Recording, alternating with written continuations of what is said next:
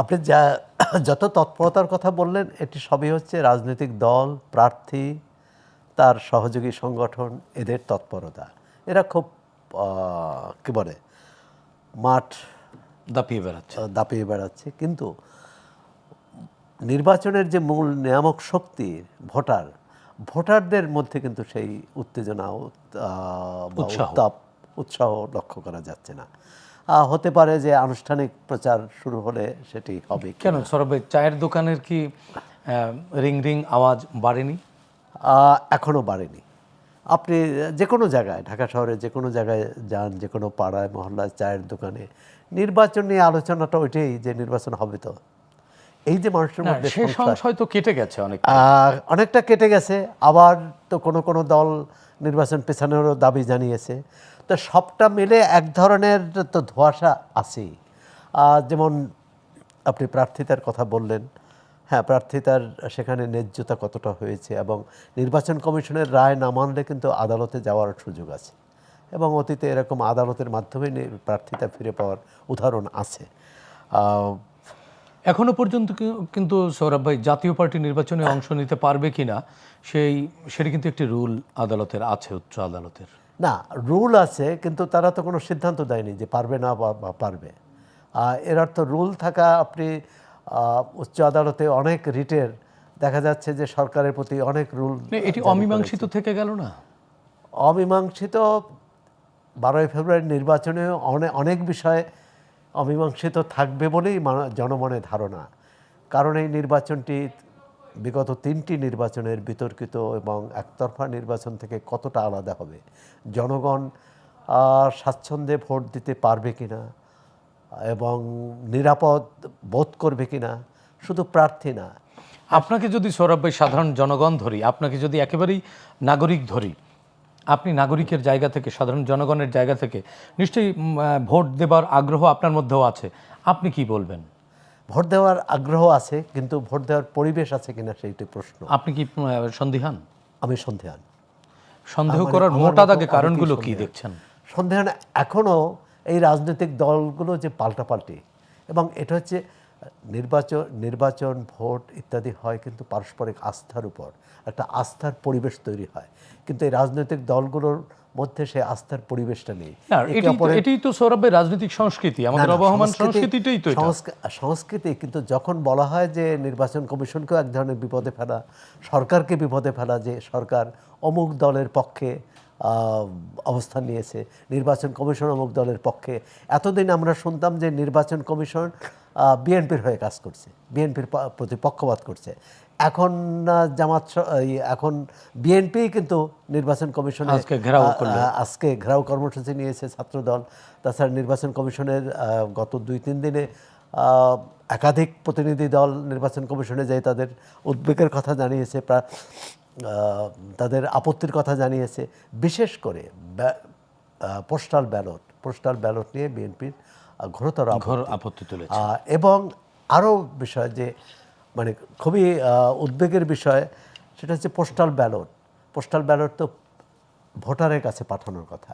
সেই postal ballot কোনো দলের নেতার কাছে, কোনো দলের নেতার বাড়িতে থাকার কথা না। কিন্তু আমরা দেখেছি যে কোনো দলের নেতারা দায়িত্ব নিয়েছেন পোস্টাল ব্যালট পৌঁছে দেওয়ার। এই দায়িত্ব তাদেরকে কে দিয়েছে, তারা কীভাবে পোস্টাল ব্যালটগুলো সংগ্রহ করলো, এক্ষেত্রে নির্বাচন কমিশনও দায় এড়াতে পারে না। সৌরভ ভাই, স্বাধীনতা পরবর্তী সময় থেকে এ পর্যন্ত কোন নির্বাচন কমিশনকে নিয়ে রাজনৈতিক দলগুলো প্রশ্ন তোলেনি বলেন তো? প্রশ্নের ঊর্ধ্বে কোনো নির্বাচন কমিশন থাকতে তুলেছে, আবার কোনো মানে এটা হচ্ছে যে অভিযোগটা কত গুরুতর। 91 নির্বাচন নিয়ে প্রশ্ন উঠেছে, 96 নির্বাচন নিয়ে প্রশ্ন উঠেছে, কিন্তু এই দুটি নির্বাচন, এমনকি 2001, 2008 পরাজিত পক্ষ বা রাজনৈতিক দলগুলো কিন্তু মেনে নিয়েছে শেষমেশ।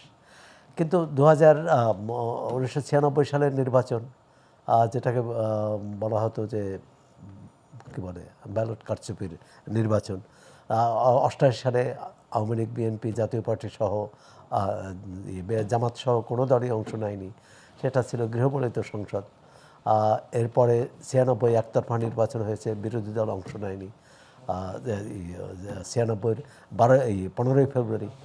তারপরে প্রতিদ্বন্দ্বিতামূলক নির্বাচন যদি বলেন সেটা 91 96 হয়েছে, মানে দুটো দলেই কি সমানে 91, 96 এবং 2001 এই তিনটি নির্বাচনকে 2001, আবার কেউ বলবে 2008, এটা নিয়েও প্রশ্ন আছে।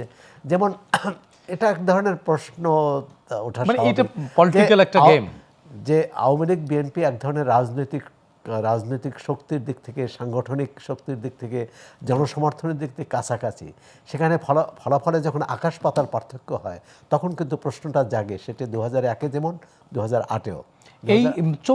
মানে এই 26-এ কি এরকম শক্তি নেই? জামায়াত এবং বিএনপি তো পাশাপাশি, মানে একেবারে কাছাকাছি শক্তি নাই কি? এটা রাজনৈতিক বিশ্লেষকরা বা যারা আমরা পত্রপত্রিকায় প্রতিদিন দেখি, টেলিভিশনে আলোচনায় দেখি যে এটি ঠিক প্রতিদ্বন্দ্বিতাপূর্ণ, ওইভাবে প্রতিদ্বন্দ্বিতাপূর্ণ নির্বাচন হবে না।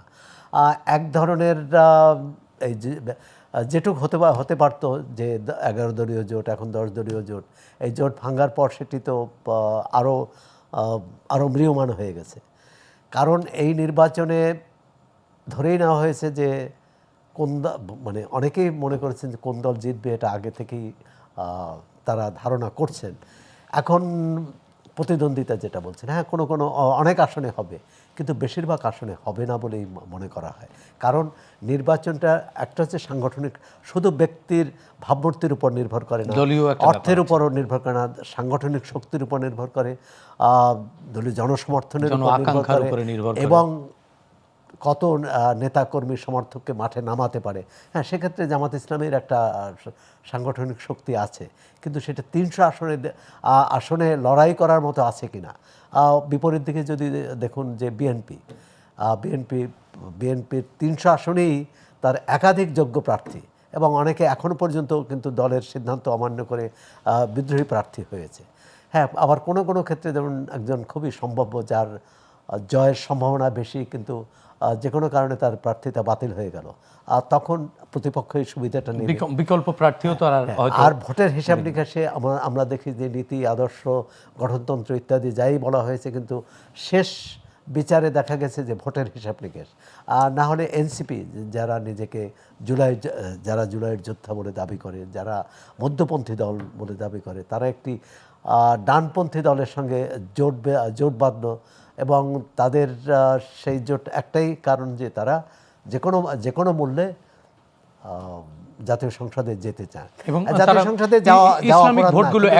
এককভাবে যেতে পারে না। তারা তো প্রথমে বলছিলেন যে তার 300 সৌরভ ভাই, আপনার কাছ থেকে শুনবো, আমরা একটু মনিয়াপার কাছ থেকে শুনে আসি।